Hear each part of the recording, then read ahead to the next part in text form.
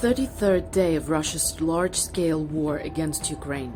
The occupiers do not stop shelling the Luhansk region. In Severodonetsk, a shell hit a block of flats, it collapsed and caught fire.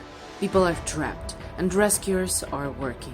In another area of the city, a house has been also destroyed. One woman was injured. Rescuers are looking for a child. In another building, which was also destroyed, 4 people have been rescued from the rubble. In one of the high-rises, the enemy has aimed at the roof. Several floors have collapsed in the house next door, and at least 2 wounded are trapped under the rubble. Houses, garages, and outbuildings are on fire in Lysychansk. There is no information about victims. In Rubizhne, a man has received shrapnel injuries as a result of the shelling. There may be more victims. Rescue works continue.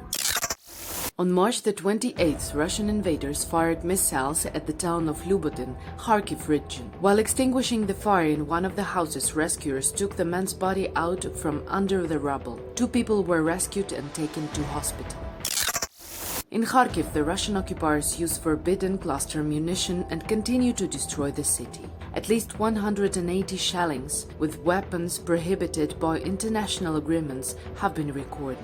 According to the local authorities, the invaders have already destroyed 1,178 residential units. Historic buildings and monuments are also being damaged. People who stay in the city try to protect what is possible. Thus, the monument to Taras Shevchenko is completely covered with sandbags to somehow protect it from destruction by the invaders. Ukrainian troops liberated Irpin, a city in the north of Kyiv, from the Russian occupiers. The mayor Alexander Markushin reported about it. Зараз проходить зачистка. Хочу подякувати військовослужбовцям Збройних сил України, подякувати територіальній обороні, подякувати Національній поліції та спецпідрозділам поліції, головному розвідуправлінню хочу подякувати. Хлопці, коли ми разом, ми сила. Meanwhile, the citizens are asked not to return to the city.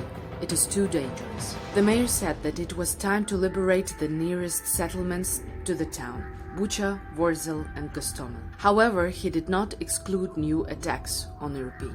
Before the war, the city was one of the fastest growing in Ukraine, and even got into the National Register of Records of Ukraine for the largest number of reconstructed and built in 2 years parks and squares. However, the occupiers brutally and cynically destroyed most of the modern civilian infrastructure. President of Ukraine Volodymyr Zelensky called on Ukrainians to keep their heads cool despite the success of the armed forces in Kyiv region. Проте все ж зарано говорити про безпеку в цій частині нашої області. Бойові дії тривають. Російські війська утримують під своїм контролем північ Київщини, мають ресурси і живу силу. Намагаються відновлювати розбиті підрозділи. Рівень їхніх втрат навіть у 90% не є для них аргументом, щоб зупинятися. Liberated from the occupiers, Trostianets, Sumy region returns to normal life. Essential and vital medicine has been brought to the locals.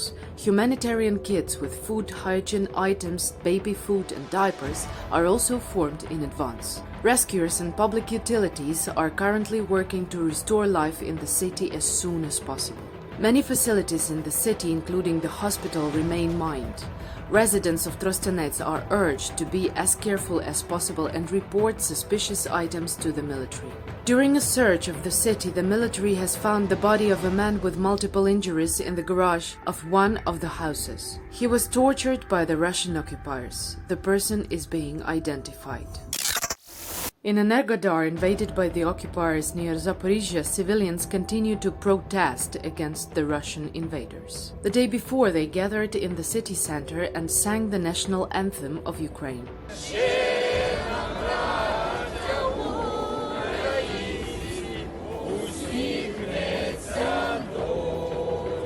People are also demanding that the occupiers release the first deputy mayor Ivan Samoyduk, reminding that the largest nuclear power plant in Europe operates in Energodar. At the beginning of Russia's full-scale invasion of Ukraine, the invaders fired on the energy facility and seized it.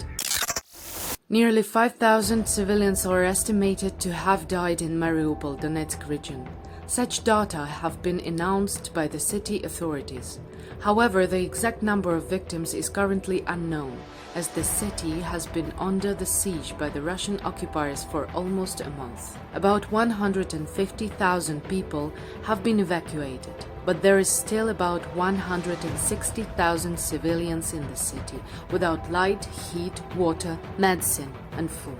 The occupiers continue to cynically and brutally destroy the Ukrainian city. Тактика ворога формується з того, що виїжджають танки та знищують будівлі, незалежно знаходяться там війська наші чи ні, повністю знищують будівлі з верхнього поверху до першого, а потім закидують як м'ясом своєю піхотою позиції. Авіація та артилерія противника працює майже завжди в глибину по жилим кварталам без будь-яких логічних пояснень їх дій.